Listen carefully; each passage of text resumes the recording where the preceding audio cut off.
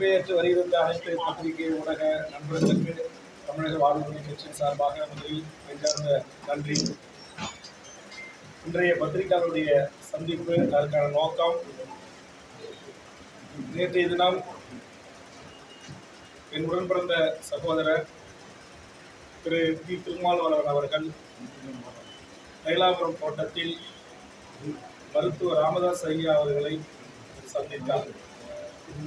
அந்த சந்திப்பு தமிழ்நாட்டு பத்திரிகை ஊடகங்களில் அவரவர்களின் கற்பனைக்கு ஏற்றவாறு, எண்ணங்களுக்கு ஏற்றவாறு செய்தியாக வந்து கொண்டிருக்கிறது. அந்த சந்திப்புக்கும் அரசியலுக்கும் புலியும் சம்பந்தமில்லை. அந்த சந்திப்பு என்பது ஒரு 4 நூற்றாண்டு காலத்திற்கு மேலாக நானும் எனது குடும்பமும் எனது சகோதரர்களும் எனக்கும் பின்னால் கடலூர் ஒருங்கிணைந்த மாவட்டத்திலும் தமிழ்நாட்டின் பல பகுதிகளிலும் அன்றைய பாட்டாளி மக்கள் கட்சிக்காக நாங்கள் உழைத்தோம். மருத்துவர் ராமதாஸ் ஐயா அவர்கள் எங்களை வழிநடத்தினார்கள். அவர் மூலமாக 2 முறை சட்டமன்ற உறுப்பினர் என்ற பதவியை நான் நடந்து, அரசு உரிமை குழு தலைவர் என்கிற பதவியை நான் வகித்தேன்.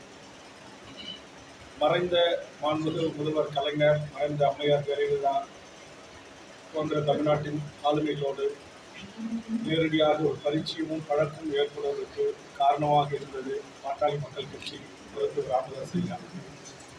அந்த அடிப்படையில் தற்போது பாட்டாளி மக்கள் கட்சியில் மருத்துவர் ஐயா அவர்களுக்கும் டாக்டர் அன்புமணி ராமதாஸ் அவர்களுக்குமான ஒரு கருத்து முரண்பாடு ஏற்பட்டு வந்து, அதில் மருத்துவர் ஐயா அவர்கள் மனம் வருந்தி பத்திரிகையாளர் சந்திப்பில் கண்ணீர் மல்கியதை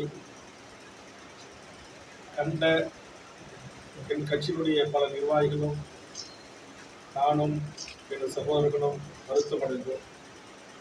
சமூக நீதி தளத்தில் தமிழ்நாட்டில் தொடர்ந்து பணியாற்ற வேண்டிய ஒரு மாபெரும் அரசியல் இயக்கம் பாட்டாளி மக்கள் கட்சி.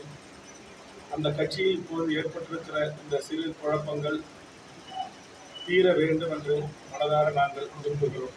அந்த அடிப்படையில் ஒரு மன வருத்தத்தில் இருந்த மருத்துவர் ஐயா அவர்களை என் சகோதரர் திருமாவளவன் அவர்கள் சந்தித்து, உங்களால் வளர்ந்தவர்கள், உங்களால் வளர்க்கப்பட்ட நாங்கள் இருக்கிறோம் ஐயா, கவலைப்படாதீர்கள் என்ற ஒரு ஆறுதலை தெரிவித்து வந்திருக்கிறார்.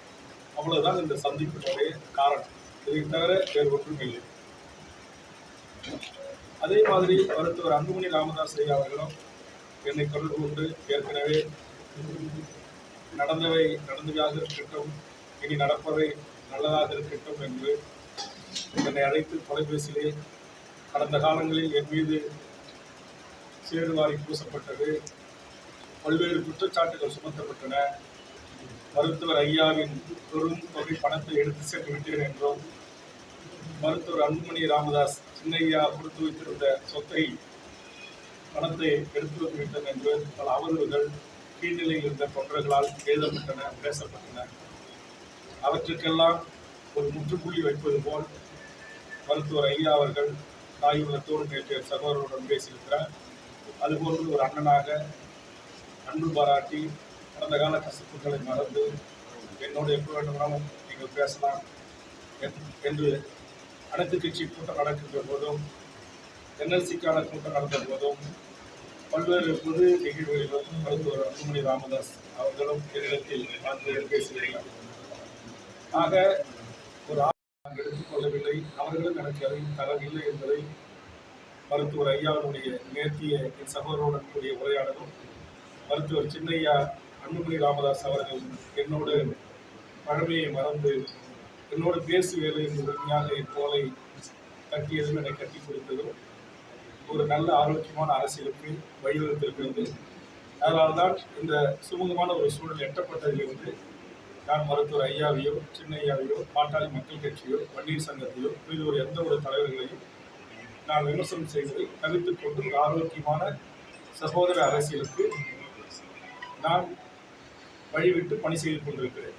ஆக இந்த சூழலில் எங்களை வளர்த்தவர்களை சந்தித்தார்கள் என்ற ஒரே குற்றச்சாட்டுக்காக வேல்முருகன் பாமக சேர்கிறார் என்றும், பாமகவிற்கு அன்புமணிக்கு போட்டியாக ஐயாவோடு சேர்ந்து பயணிக்க போகிறார் என்றும் சில பத்திரிகை ஊடகங்கள் எழுதுகின்ற பேசுகின்ற இந்த செய்தி உண்மைக்கு மாறானவை.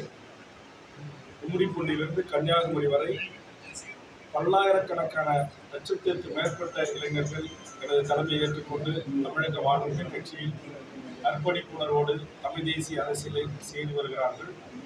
அந்த அரசியல் தமிழக வாழ்வுரிமை கட்சி தமிழ்நாட்டில் செய்யும். அந்த அளவில் தமிழக வாழ்வுரிமை கட்சி தொடர்ந்து தனித்து தமிழ்நாட்டு மக்களுக்காகவும் உலகம் முழுவதும் வாழ்கின்ற தமிழர்களுக்காகவும் வாழ்வுரிமை பிரச்சனைகளுக்காகவும் பொதுமக்களை அணிதிரட்டி எமது போராட்ட வாழ்வும் போர்க்குணத்துடன் கூடிய மக்கள் பிரச்சனைகளை அணுகுவதும் தொடரும் என்பதை மகிழ்ச்சியோடு தெரிவித்துக் கொள்கிறேன். 10 ஆண்டு காலம் இந்த மண்ணுக்கும் மக்களுக்கும் தமிழ்நாட்டில் போராடுகின்ற ஜனநாயக சக்திகளோடு போராளி இயக்கங்களோடு அமைப்புகளோடு சேர்ந்து மக்களின் வாழ்வுரிமை பிரச்சனைகளுக்கு நீதிக்கு வந்து போராட வேண்டும், அதற்கு என்னுடைய முழு ஆதரவு உண்டு என்று தெரிவித்தவர். அதே திரு ரஜினிகாந்த் அவர்கள் அரசியலுக்கு வருகிறேன் என்று அறிவித்த போது அவரை மிக கடுமையாக நான் எதிர்த்தவர். பல்வேறு விடயங்களிலே அவருக்கு மிக கடுமையான விமர்சனங்களை முன்வைத்தவர். ஆனால் அது போன்ற எந்த ஒரு விமர்சனத்தையும் நான் நடிகர் விஜய்க்கு வைக்கவில்லை. காரணம், அவர் ஒரு தமிழர், வரட்டும், மக்களுக்கு அரசியல் செய்யட்டும். ஆனால் எடுத்த உடனே நான் சட்டமன்றத்துக்கு தான் செல்வேன் என்கிற அந்த அறிவிப்பில் எனக்கு உடன்பாடு இல்லை. உள்ளூராட்சி தேர்தல்கள் நிற்கட்டும், நகரசபை தேர்தல்களை நிற்கட்டும், சட்டமன்ற நாடாளுமன்ற தேர்தல்களை சந்திக்கட்டும், ஒரு 10 ஆண்டு காலம் இந்த மண்ணுக்கும் மக்களுக்கும் போராடட்டும். அதற்கு பிறகு வெகு மக்களிடையே சென்று எனக்கு வாக்களியுங்கள் என்று கேளுங்கள். திரைத்துறையில் நடித்து முடித்துவிட்டு ஒரு கிட்டத்தட்ட ஒரு 30-35 ஆண்டு காலம் திரைத்துறையில் நடித்து தன் இளமை காலம் முழுவதும் பொருள் ஈட்டி சம்பாதித்து விட்டு தற்போது அரசியலுக்கு வருகிறது வரவேற்கிறோம். ஆனால் வந்த உடனே நேரம்